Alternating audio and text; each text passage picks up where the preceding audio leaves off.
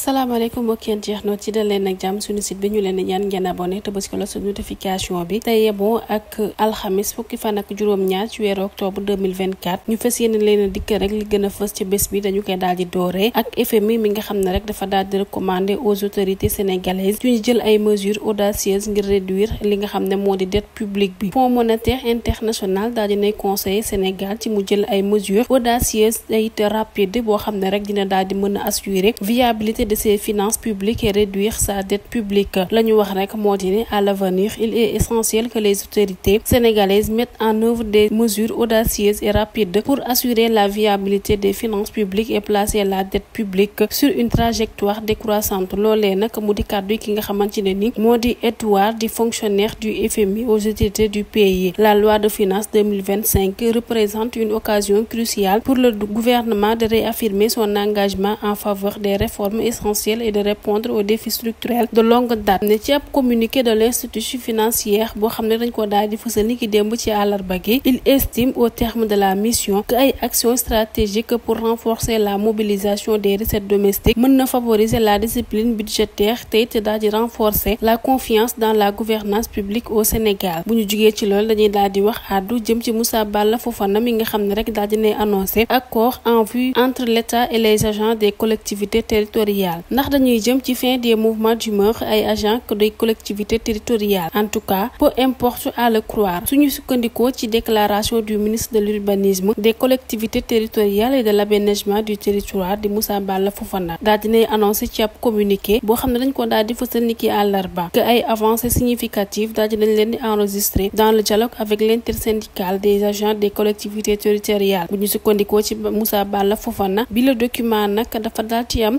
ginnaaw ab rencontre tenue avec les représentants syndicaux ci teewaay plusieurs hauts responsables de son ministère. Ginnaaw ay heures de discussion yi la ñaari parti nag dafa mel ni dañoo daal di engagé wu sur la voie d'un apaisement avec l'ambition commune de trouver des solutions pour améliorer le cadre de travail des agents et répondre aux attentes des collectivités locales. Dialogue bi nag mu mel ni dafa daal di rester ouvert ak ay solutions durables yoo xam ne rek mën nañ ko apporter dans les semaines à venir. Muy wax ne rek nous avons convenu de l'impérieuse nécessité de mettre un terme à une situation qui pénalise considérablement les populations sénégalaises. Représentants intersyndicalistes yi nag daal dinañuy exprimer l'espoir d'un dénouement heureux au profit du contribuable sénégalais te it pour intérêt supérieur de la nation. Bu ñu jugee ci loolu dañuy daal di wax àddu jëm ci soutien aux populations affectées par la crue du fleuve Sénégal. Kii di Ousmane Sonko nag daal dinay annoncé ab enveloppe bu toll ci 8 milliards. Au-delà présence autorité yi nga xamante ne ni moo di autorité étatique ak bu chef de l'État bi nga xam ne fas yéene nañoo amal ab visite les 18-19 octobre 2024 population bu Bakel, Kédougou ak toutes les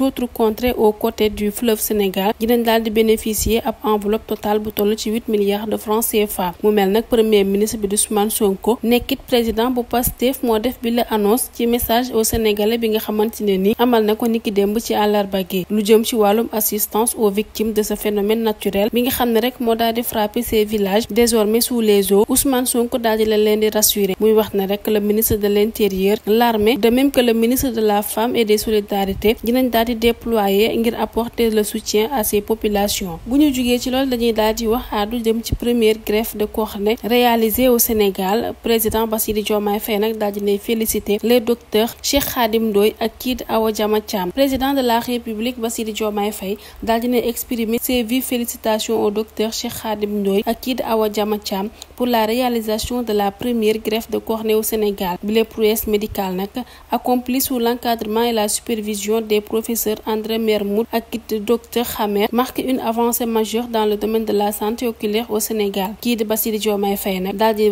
yëkkati ay kàddu jëmale ko ci docteur Cheikh Khadim Ndoye ak kii di Awa Diama Thiam pour la première greffe de cornée réalisée au Sénégal sous l'encadrement et la supervision des professeurs André Mermoud ak kii di docteur Khamer. Bi la avancée nag réalisée au sein de la clinique Suisse Visio de Saly, Portugal et Alliance Spectis locale de formation internationale nekk na ab grand pas pour la santé oculaire dans notre pays. Loolee nag mu di kàddu ki nga xamante ne ni moo di Bassirou Diomaye Faye. Ba tey ñu daal di wax àddu jëm ci zone sinistrée le long de la Falémé. Le chef de l'État dans la région de Kédougou vendredi et samedi. Président de la République daal dinay annoncé niki àllarba en conseil des ministres ne rek dina daal di wutali niki àjjuma jàpp samedi foofee ca région bu Kédougou ngir rek daal di visiter les zones sinistrées le long de la Falémé et apporter la solidarité de la nation aux populations concernées. ci bile réunion hebdomadaire bu gouvernement bi nag chef de l'État bi nag largement revenu sur l'assistance de l'État aux populations sinistrées par les crues des fleuves Sénégal, Gambie et leur afflux et sur la nécessité d'actualiser les plans de prévention et de résilience contre les risques de catastrophes naturelles. Bassirou Diomaye Faye daal dina exprimer la compassion de la nation aux populations sinistrées te it demander au gouvernement d'intensifier la mise en œuvre du plan d'urgence, de riposte et de secours ainsi que la préservation des cultures, du bétail et des différentes activités économiques des zones touchées.